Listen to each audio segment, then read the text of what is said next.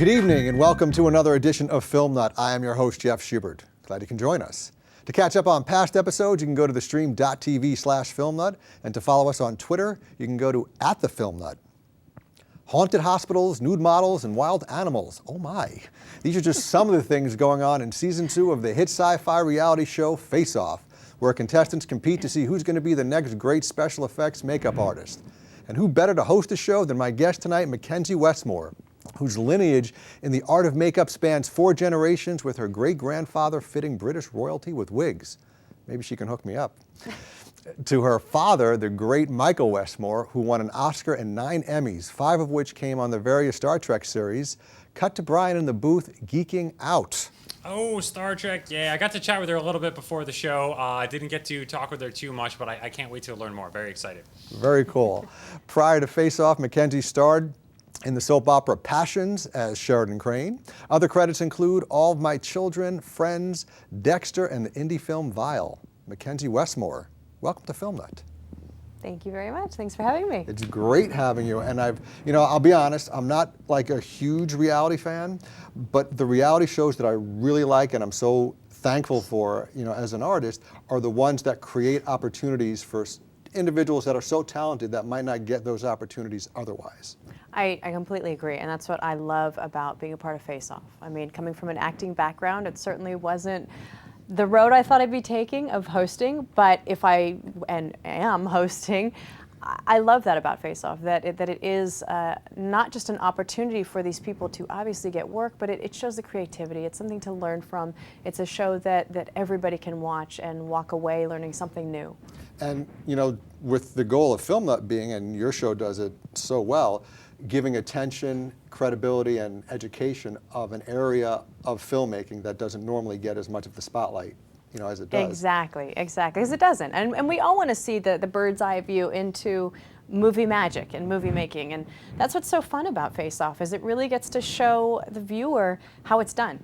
What goes on behind the scenes, and what does it take to get what we all see in the movie theater, or on television even. And it's great, because a lot of times you can get that on a DVD extra or maybe go on YouTube, but I think this does it in a fun, entertaining way, with the drama of reality, with some of those elements that you like about reality shows, the competition, the contestants that you like or you don't like. Exactly.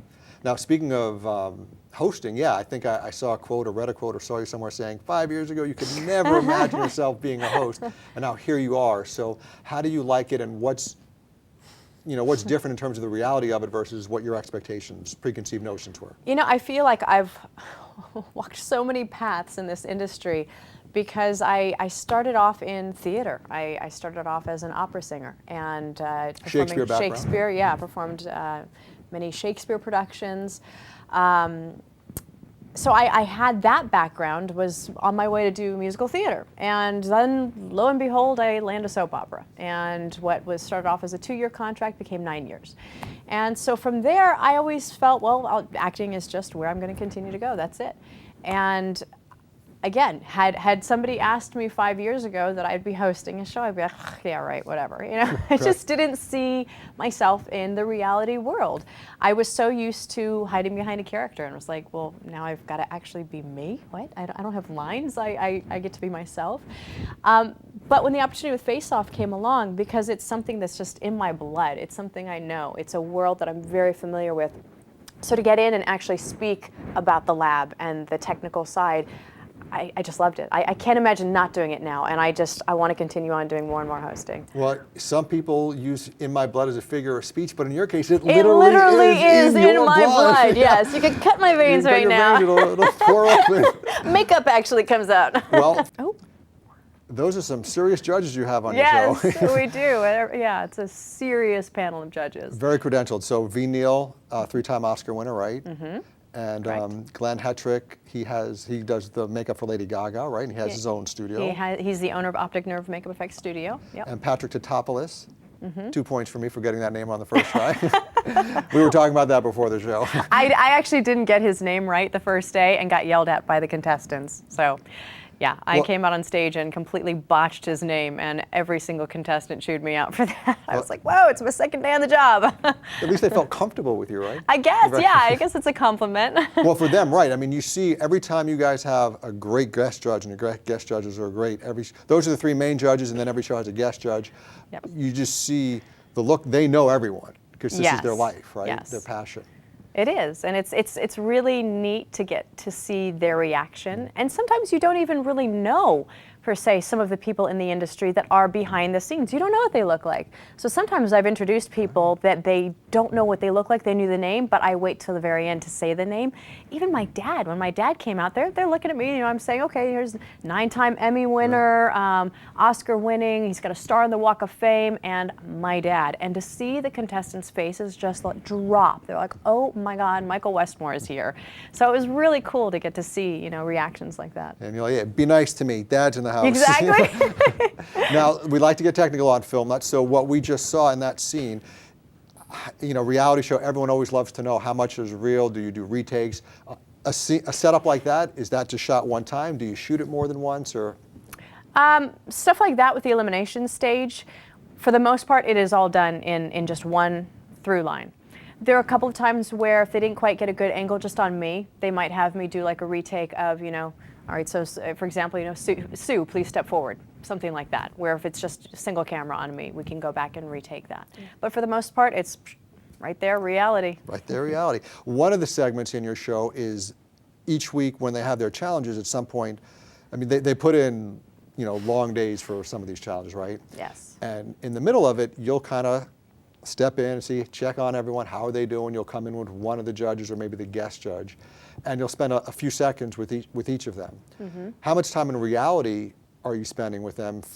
In other words, so they edit just a few seconds of it, and what are we missing? What are we not seeing? As far as the walkthrough? Yeah. With the walkthrough, I would say hour, maybe. Maybe 2 hours. Maybe I'd say about an hour, hour and a half that we're there for the walkthrough. Some days it's quick, some days And how much time might you spend, let's say, per contestant? Per contestant, right.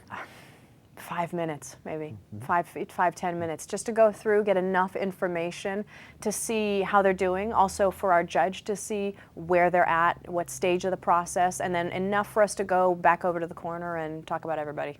Have you ever watched a show and say, how come they didn't put this in instead of that? Any good stuff on the cutting room floor? Or? No, well, I mean, there's always funny things that happen. I'm sure that they've got an amazing outtake reel somewhere. There's always stuff but you understand the process. There's so much information, too, that comes out throughout every episode. I mean, kudos to our editors because they really have their work cut out for them. Well, normally we get to our viewer questions in the third segment, but I got a shout out on my screen that I have to give to you from LBen88 wants to tell you were looking fabulous as usual during your Filmnut interview. Thank you. So who's LBen88? Somebody that, well, I'm very big with Twitter. I love the whole Twitter thing. Okay, what's your Twitter? It's McKenzie Westmore, no E. My name was too long for Twitter. Not enough characters. Apparently we're not technologically advanced enough yet. to add the E. Hello, I know. And I'm not verified either, which is frustrating. Right. So I got to get that thing fixed.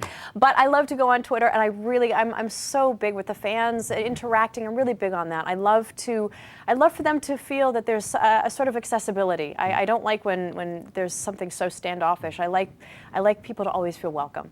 Especially now, I think that's why hosting is such a good fit, because I like to welcome people, and I love to interact and talk with people. And Twitter's a great format to get to do that. So thank you, and hello to everybody. That's one of the someone you don't know personally, but just someone who you interact with? Yeah. Oh, very cool. Yeah.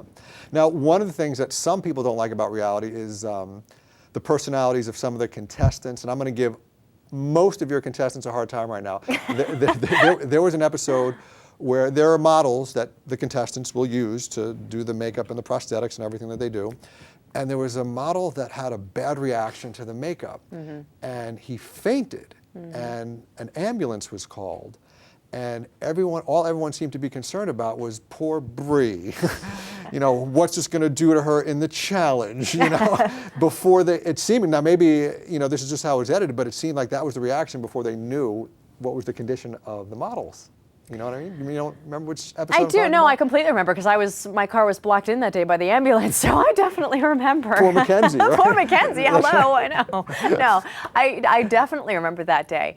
But it was, there was a lot going on, and obviously it was poor model as he's Right. fainting. Yes. But Not knowing what the cause not knowing is what the at that- cause was. yeah. Was it something to do with the It makeup? turned out to be the. It wasn't. oh, No, was it dehydration wasn't. or It was something? dehydration. Right, yes, right. he was dehydrated. There was someone else Had who- nothing to do with the makeup because someone our else, makeups yeah, that are was a different very. episode. Yeah, our makeups are our makeups are completely fine for the skin to breathe. So the model was fine. It just he was dehydrated from the night before. Right. So he passed out and fainted on set. And then once we made sure that the model was okay and he was off and good, then it was obviously poor Brie because she was in that home stretch. So it was that was tough for her. Yeah. But she came out on top. She came out. There was another episode though where someone had an allergic reaction, so they just had to show the picture, right? Yeah, we've had that happen a couple of Yeah, times. It happened actually during the episode of the aging process where they had to turn somebody 50, 75, and 100. I know one of the models had a reaction to the latex, and they had to swap models then, which was difficult because that was RJ's model, if I'm correct on that. He had a difficult time then having to fit it back on to a different face. Those things are sculpted and molded to a particular face and particular features. So what he did was actually quite incredible. Yeah, and note to models: don't go out late or drinking the night before. You're going to be like enclosed in prosthetics or whatever. You could be hydrated. But you bring up a good point that there was a challenge where you had to age people to look 3 different ages, 50, 75, and 100. And how is this for a surprise challenge for people who maybe watched other reality shows? They bring out one person, then they bring out a twin, and then they bring out a triplet. Yeah, like I 3 think of I the waited same like an person. hour. I waited an hour before I brought the triplet out, and I always feel so bad. I'm the bomb dropper. You're the bomb. That's right. I know, I am. I have the clicking heels, and then I drop the bomb. They're like, oh, what's McKenzie going to do to us now? Exactly. But that was great. A lot of times the surprise looks, I'm like, but they had a right to be surprised on that one. You don't expect to see a triplet come out. No, you don't. And they had to make one look like they were 50 years old, the other 75, and the other 100, right? Correct. You guys have, that's a great thing, the creators of the show, the producers, whoever comes up with it, they Mission come up control. with great challenges that really work well with the guest judge that they bring on and so Yes. forth. Yes. Do you have a favorite guest challenge scenario that was? Well, obviously in season 1, to have my dad, to be on stage and on camera with my dad in this realm, this is my way of carrying on, I guess, the family name and tradition. Right. So to have my dad there was such an honor. Of season 2, I'd have to say Sam, who came in for our challenge, our foundation challenge of the werewolf attack. Okay. He was so much From fun. being From human? being human, Yeah, yes. the werewolf? Yes, the werewolf from being human. He was so much fun to do that challenge with because, he was hysterical to begin with. And what you see in that episode when he screams, "Go!" I really did almost clock him. He scared, Right. out of me. So, I was so close to just socking him. I like the challenge where they had to pick a fear off the wall. Oh, that was so much fun. They had all these weird phobia So fears. There was great. like hellophobia, and it wasn't called hellophobia, but there was Right. something that was a fear of hell. Hayden phobia, I think it is. Hedophobia. They had to something pick like a fear off the wall, and then they had to create a monster based on that. So it really challenges, the show really challenges their creativity and comes up with very creative challenges. Yes, that was actually really great. I loved that challenge because we did go to a haunted hospital, Linda Vista, and that was so much fun because, we're there at 2 a.m. I was like hoping something would happen. I was doing my own, Ghost Hunters that episode.